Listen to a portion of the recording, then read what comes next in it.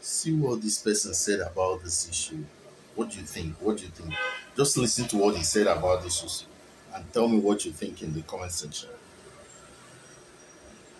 Thank you, sir. And I will tell you, with benefit of experience and history, Oshiomole was never an activist. You can go and check this out anyway. And I will send you, after this show, a press conference we did in 1992 or so, where Oshiomole and a guy named Pascal Bafiao, he was a former NLC president, had a deal with Babangida to increase fuel price and supported it. In 1992? Yes, I did a press conference where we named him as the enemy of students because of what he did. When they first started this whole fuel increase, Oshiomole was part of it.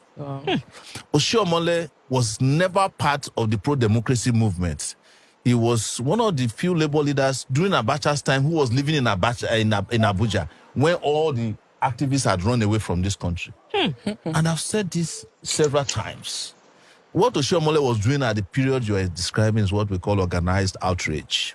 Organized outrage. You go and meet Obasanjo, Baba, increase the fuel price, we will fight small. You will come put them back to the place where it's supposed to be. You are happy, I'm happy. Wow. That was what Oshiomole was doing. And I've said this openly, but since you have greater reach, he can challenge me that I said, and I will send you a copy of the press release and press conference, not even press. The conference itself. We sat at the press conference, invited the press, because that's how we communicated during our days. We did a lot of world press conferences, and we went after them. In fact, when Abiola's election was annulled, part of the places the students invaded was the NLC secretariat at Yaba, because they were in bed with the military, Pascal Bafiao, and Oshiomole. They were the labor leader. He didn't start today with this Oshiomole you are saying. He has been doing labor leadership for a long, long time. So they were the part of the labor movement that sold out. Kokori, who was in Pengassan, and Frank Kokori. Yes, they were the original people in labor who really shut down the country, and they were arrested and kept in detention. Look, I think Kokori was released after Abacha died. Wow. Ask why nobody arrested and detained Oshiomole.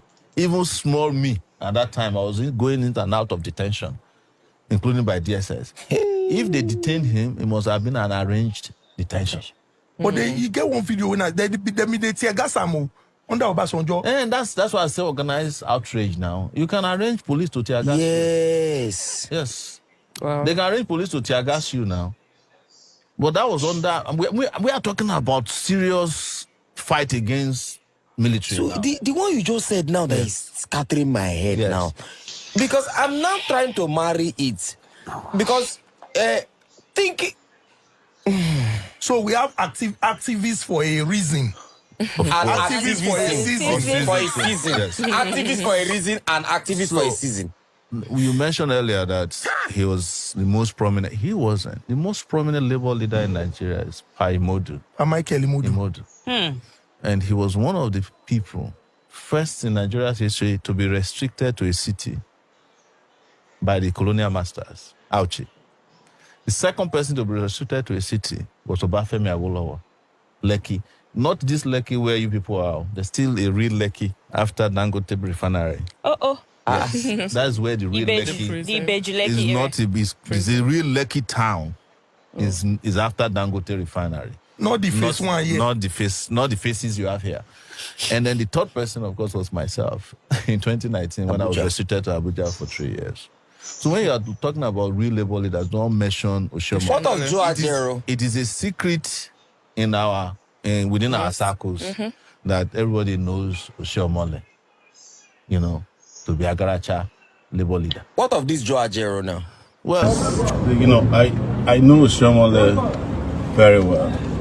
Oshiomole has never told the truth before in his life. Yes, he's the one who said that if you join APC, your sins are forgiven, that's the only truth he has ever told. Yeah, he's happy in life.